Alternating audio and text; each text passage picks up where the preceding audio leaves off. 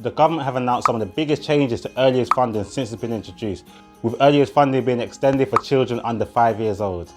But what are the changes, how will it work, and what effect will it have? This is what we'll cover in this video, but first, welcome to the channel.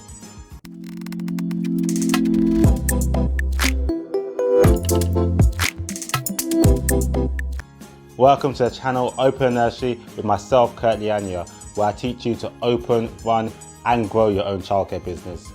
If by the end of this video you've enjoyed it and you've learned a bit, make sure you hit that like button and consider subscribing. I post lots of videos to try and help early years workers, and your likes and subscribes are what fuel me to continue making some.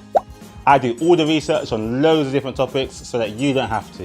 You just have to come to one place, sit back and hopefully enjoy listening and learning about various early years topics, including potentially guiding you to open your own nursery in the future. But today we're going over the new early years funding. The big government rollout. Funding is being extended to all children under 5. I know if you work in early years, you're probably not that excited about it. If you don't work in early years, or you're not sure why nurseries and childminders aren't really that excited about the extension in funding, then check out the video that's on the screen, obviously after you watch this one. I'll put a link to it in the description as well. In that video, it just goes over why early years funding isn't all positive for early years owners. But regardless, the new funding rollout is coming, and here's everything you need to know about it. Firstly, eligibility. The parents eligible for the new funding will be the same parents who are currently eligible for the free 30 hours funding for 3-year-olds and over.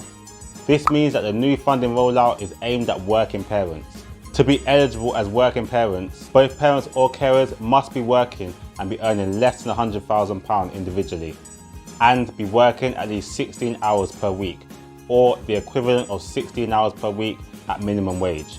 As with current funding, the parents can claim the term after their child turns that certain age. So if they turn 2 in November, they can claim in January, or if they turn 3 in July, they can claim in September. Just like with the current funding, they can claim 15 hours or 30 hours over 38 weeks, or like most of you will offer, 11 hours over 51 weeks or 22 hours over 51 weeks. So when will this funding all be introduced? The government plans to stagger the funding, so it will be extended to 2-year-olds from April 2024. This will enable working parents to claim 15 hours funding for their 2-year-old the term after they've turned 2. In September 2024, working parents of children aged 9 months and older will then be able to claim the equivalent of 15 hours over 38 weeks as well. And in the following year, in September 2025, the 15 hours that parents can claim will be increased to 30 hours, allowing all working parents to claim the equivalent of 30 hours funding over 38 weeks for any child over 9 months old and under 5 years old.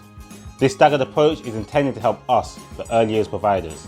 It's supposed to enable us to prepare for the changes and hopefully be able to meet the expected increase in demand. As you're probably aware, there have been lots of complaints about the amount that's currently paid to providers in order to cover this free early years entitlement. Thankfully, the government have announced plans to increase the amount that's currently paid, with figures of around £8 per hour for 2-year-olds and roughly £11 per hour for children under 2 years old. Though the rates actually paid to the provider will differ depending on your local authority. In their last budget, which I believe was September 2023, the funding rate for 2-year-olds was already increased from £6 to £7.95. So hopefully when they do fund this rollout, they do create a budget which is fair for nurseries and childcare providers.